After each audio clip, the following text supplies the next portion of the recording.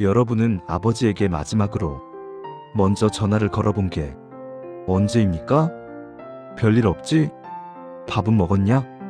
늘 먼저 안부를 묻는 사람은 아버지였는데 우리는 이상하게도 먼저 연락하는 날이 많지 않습니다. 어쩌면 우리는 아버지를 너무 익숙한 존재로 여기며 살아가는지도 모릅니다. 하지만 오늘 이야기는 특정한 누군가의 이야기가 아닙니다. 지금 이 시대를 살아가고 있는 수많은 아버지들의 이야기입니다. 아주 특별하지 않지만 그래서 더 깊이 공감하게 되는 이야기. 조용히 가족을 사랑하는 한 남자의 삶에 대해 이야기해 보려 합니다. 이 영상을 끝까지 보신다면 아마 한 사람이 떠오를지도 모릅니다. 바로 당신의 아버지입니다. 아버지도 원래부터 아버지는 아니었습니다. 그도 한때는 미래를 걱정하기보다 기대하던 청년이었습니다. 친구들과 늦은 밤까지 꿈을 이야기했고 좋아하는 노래를 반복해서 들었고 언젠가는 멋진 사람이 되겠다고 다짐하던 평범한 젊은이였습니다. 하지만 결혼을 하고 가족이 생기는 순간 그의 인생에는 아주 조용한 변화가 찾아옵니다. 선택의 기준이 바뀌는 것입니다. 내가 무엇을 좋아하는가가 아니라 가족에게 무엇이 필요한가가 먼저가 됩니다. 사고 싶은 것이 있어도 장바구니에서 지우고 가고 싶은 곳이 있어도 다음을 기약합니다.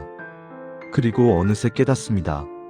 자신의 삶에서 가장 중요한 목표가 가족이 걱정 없이 살아가는 것, 이 되어 있었다는 사실을. 요즘의 아버지들은 예전보다 더 많은 역할을 감당하며 살아갑니다. 회사에서는 끊임없이 변화하는 환경에 적응해야 합니다. 기술은 빠르게 발전하고 세대 간의 방식은 달라지고 경쟁은 더 치열해졌습니다. 집에 돌아오면 또 다른 책임이 기다립니다. 자녀 교육, 생활비, 내 집 마련. 겉으로는 담담해 보여도 머릿속 계산기는 늘 돌아가고 있습니다. 혹시 내가 흔들리면 이 집도 흔들리는 건 아닐까? 그래서 쉽게 약한 모습을 보이지 않습니다. 괜찮다고 말합니다.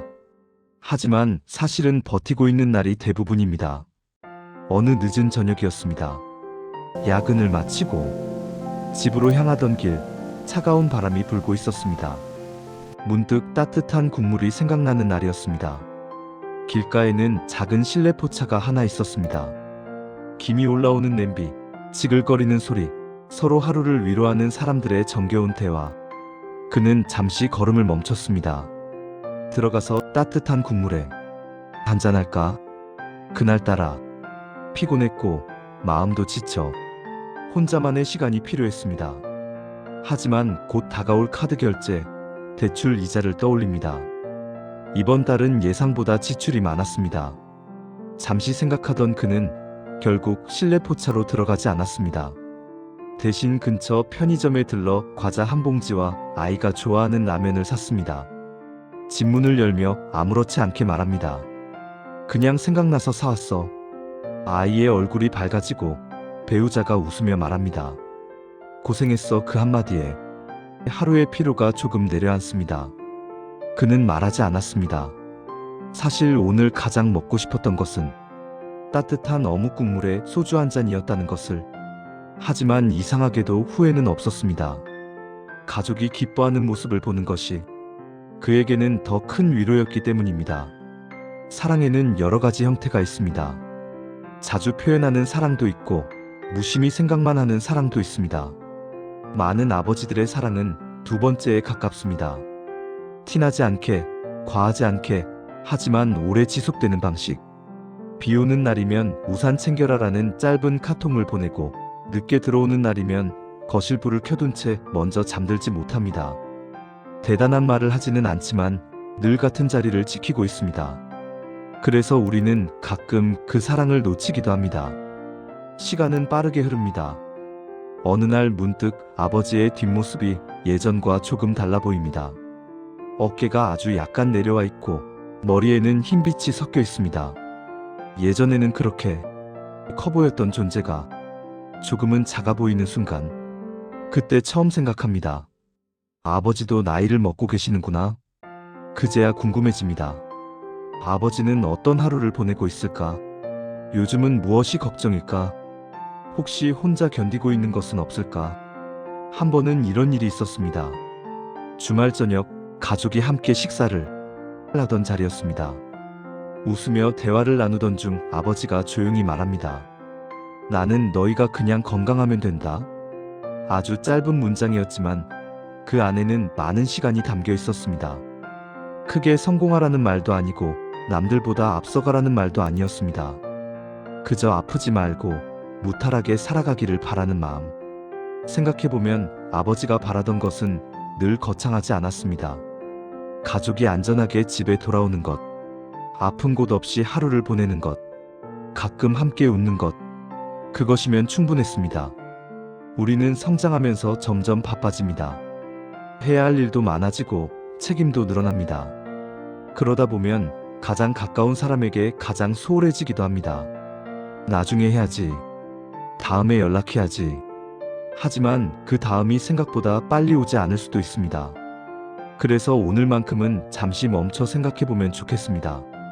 아버지에게는 지금 어떤 하루가 흐르고 있는지, 어쩌면 지금 이 순간에도 많은 아버지들이 비슷한 선택을 하고 있을지 모릅니다. 자신을 위한 작은 소비 대신 가족을 위한 무언가를 고르고 쉬고 싶은 날에도 책임을 먼저 떠올리며 괜찮다는 말로 하루를 정리합니다. 그리고 또 다음 날을 준비합니다. 나이가 들어갈수록 조금씩 이해하게 됩니다. 왜 그렇게 걱정이 많았는지, 왜 그렇게 현실적인 선택을 했는지, 왜 쉽게 약한 모습을 보이지 않았는지. 지켜야 할 것이 있는 사람은 생각보다 쉽게 무너지지 못합니다. 그래서 아버지는 늘 단단해 보였는지도 모릅니다. 혹시 오늘 한 사람이 떠오르셨나요? 마지막으로 통화한 날이 언제였는지 떠올려 보세요. 거창한 말이 아니어도 괜찮습니다. 아버지, 잘 지내세요? 요즘 어떠세요? 이 짧은 한마디가 생각보다 큰 힘이 될지도 모릅니다. 우리는 모두 누군가의 자녀로 살아가고 있고 어쩌면 언젠가는 또 다른 책임을 지는 사람이 될 것입니다. 그때가 되면 될지도 모릅니다. 가족을 사랑한다는 것이 얼마나 꾸준한 용기를 필요로 하는 일인지. 아버지는 늘 앞에 서서 이끌어야 하는 존재가 아니라 때로는 같은 방향을 바라보며 함께 걸어가는 사람입니다. 멀리 있어서 위대한 것이 아니라 늘 같은 자리에서 버텨주었기에 위대한 사람. 오늘 하루가 끝나기 전에 한 번쯤 연락해 보시는 건 어떨까요? 아버지, 오늘도 고생 많으셨어요. 어쩌면 그 한마디가 오래 기억에 남는 선물이 될지도 모릅니다. 그러나 누군가에게는 그 한마디조차 못하며 아쉬운 마음만 남아 있습니다.